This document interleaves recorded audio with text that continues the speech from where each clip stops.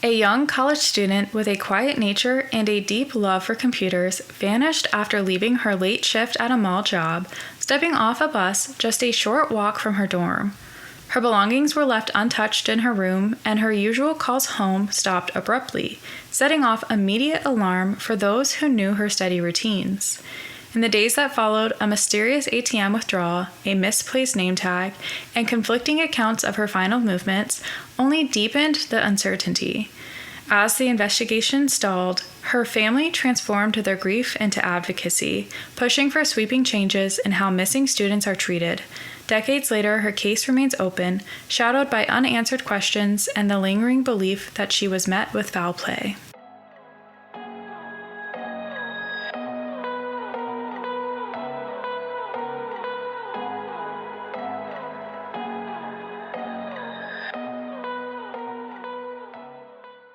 Welcome to Without a Trace. I'm your host, Jalyn. Every file holds a mystery. Every story deserves to be heard. This is Suzanne's story. Suzanne Lyall was born on April 6, 1978 in Saratoga Springs, New York, to Doug and Mary Lyall. She was the youngest of 3 children. Suzanne's sister, Sandy, was 9 years older, and her brother, Steve, was 12 years older than her. Her siblings described her as the darling of the family. She was a quiet girl, shy and reserved, but smart, focused, and hardworking. Suzanne loved to sew and write poetry, but her biggest passion was computers.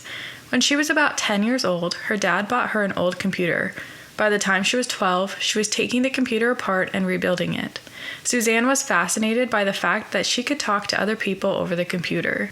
While in high school, Suzanne met Richard Condon. The two shared an interest in computers and frequently chatted back and forth about the subject. Through their shared interests, their relationship grew and Suzanne started dating him. Suzanne graduated from Ballston Spa High School with honors in 1996. In the fall of 1996, she started attending the State University of New York, Oneida. However, she was finding that the computer science courses were not challenging enough. After a year, she transferred to the Albany campus, hoping for more advanced lessons. Transferring to Albany brought her closer to her family and her boyfriend, who attended a different college in the area. She filled her days with coursework and split her time between 2 off-campus jobs. One was at a computer company in Troy, and the other a GameStop store in the mall 2 miles from the campus. Despite her busy schedule, Suzanne always made time to check in with her parents and her boyfriend daily. On the night of March 1st, 1998, Suzanne called her mother to wish her a happy birthday. She apologized for not coming home to celebrate that night, but explained she wanted to focus on her midterms. She also complained about being low on cash, but declined her mother's offer to lend her some money. On March 2nd, she took her midterm and attended other classes. Her last class ended at 4 p.m. Then she went to her job at GameStop. Her manager knew she was stressed about her midterm. Suzanne had been talking about that since late February, telling her manager she needed to not only pass, but excel on the test. According to her manager, Suzanne felt she had done okay on the exam, but was somewhat subdued. Suzanne worked until the store closed at 9. She then boarded a bus which would take her back to the campus. She always got off at the same stop, one that deposited her just a short walk to her dorm. The bus driver, who regularly worked that route, confirmed that he did see her board the bus. However, he was not certain that he had seen her exit the bus. A friend of Suzanne said she saw Suzanne exit the bus at approximately 9:45 p.m. The next morning, Richard was certain Suzanne didn't return to her dorm the night before. He didn't receive his normal correspondence from Suzanne, as she usually phoned or emailed him after returning from work, and now she wasn't answering his calls to her dorm. Richard called her parents to tell them she was missing. Doug and Mary immediately called the campus to formally report her missing, but they were told that brief absences were not uncommon for college students. The college tried to reassure Doug and Mary that Suzanne would reappear soon, but they weren't convinced. The behavior was unlike Suzanne. She wasn't a risk taker. She didn't party or use alcohol or drugs. Suzanne's father quickly jumped in the car and raced to the university. Her room didn't look disturbed. Her glasses were there and her hairdryer was left on the bed. Her roommates confirmed that Suzanne did not return to her room on the night of March 2nd. Doug and Mary called Suzanne's bank, who informed them that their daughter's debit card had been used to withdraw $20 from an ATM in a convenience store in Albany at approximately 4 p.m. on March 3rd. Witnesses did not remember seeing anyone matching her description at the time. It was also noted that the first attempt at providing an ATM PIN had been wrong. 2 days later, after Suzanne missed another midterm exam as well as other scheduled classes, the campus police agreed that her disappearance was not a typical case of a missing undergraduate. The New York State Police were called for assistance in finding the missing girl. A $15,000 reward was offered for information, and flyers with Suzanne's picture were posted throughout the nearby area.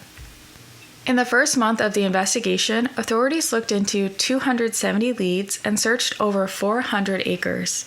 Despite their efforts, the search yielded no results. The ATM withdrawal remained their only clue. The convenience store where the ATM was located had a security camera, but it focused on the area around the cashier and did not show the ATM, so it could not be determined who withdrew the $20 from Suzanne's account. Suzanne's parents said the location of the convenience store was not in a part of the city that she frequented. The clerk on duty at the time did not recognize her. Whoever used the card knew the correct PIN, though Richard said that only he and Suzanne knew it. Suzanne's bank also told police that their records showed that Suzanne's card was used to make 2 withdrawals from different ATMs on the day she disappeared. One had been in the morning at a machine near the bus stop by her dorm, and the other was in the mall at about the time she would have arrived there for work. Both had been for $20, and it seemed likely that she had made them. Based on the bus driver's uncertainty as to what bus stop Suzanne departed on, police began considering the possibility that she might not have returned to campus that night. Some investigators even theorized that she might not have even gotten on the bus at all. In May, her GameStop name tag was found about 90 feet away from the bus stop, in the parking lot opposite from the direction where she would have walked to return to her dorm. It could not be determined for how long it had been there, and police couldn't recover any forensic evidence from it. Another possibility came from a coworker of Suzanne's at GameStop. She told investigators that Suzanne had told her about a month before she disappeared that she believed she was being stalked by someone she did not know. However, the coworker also said that Suzanne did not seem to be afraid of this person. The police explored the possibility that Richard was involved in Suzanne's disappearance, and they have never been able to rule him out entirely. After the disappearance, he told police that Suzanne was his fiancée, a development in their relationship the Lyalls said Suzanne had not informed them of. According to Mary, Suzanne had tried to end the relationship on several occasions, but after Richard became emotional, she would stay with him. Mary recalled that 2 weeks before her disappearance, Suzanne was on a trip with Mary to see Mary's mother when Suzanne asked if they could stop at Richard's house, which was along the way. Suzanne said she wanted to give Richard a Valentine's Day card. While nothing seemed unusual during the stop, Mary wondered if her daughter had given Richard a letter ending the relationship. Mary was seeing increased tension in her daughter's life and began to wonder if Suzanne might have become involved with someone else. The police never found any evidence of a breakup or that Suzanne was involved with someone else. Richard had an alibi for the time Suzanne disappeared.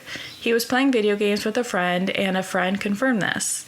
After his initial conversation with police, Richard refused to take a lie detector test and would only speak to police with a lawyer present. He also refused to answer questions from the media about the case in later years. Richard later married and seemed to move on with his life. After a few months, the case seemed to go cold, and Suzanne's parents felt they had to become their own investigators. The family started pouring all of their energy into searching for answers.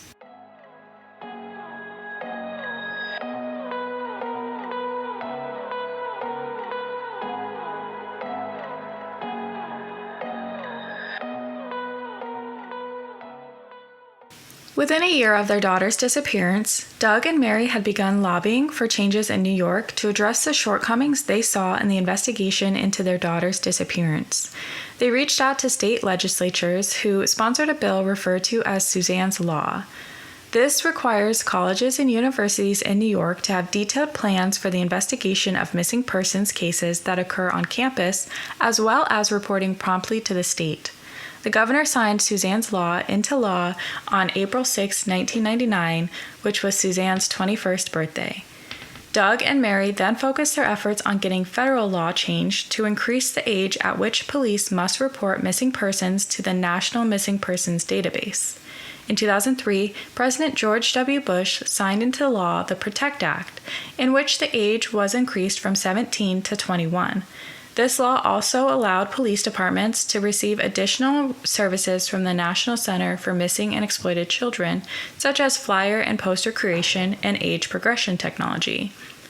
Mary began speaking publicly about her experience. She and Doug founded the Center for Hope, which educates law enforcement about its increased responsibilities under the new laws and provides support to families of missing children. The Lyalls continued their lobbying efforts, and in 2008, another federal law was named for their daughter.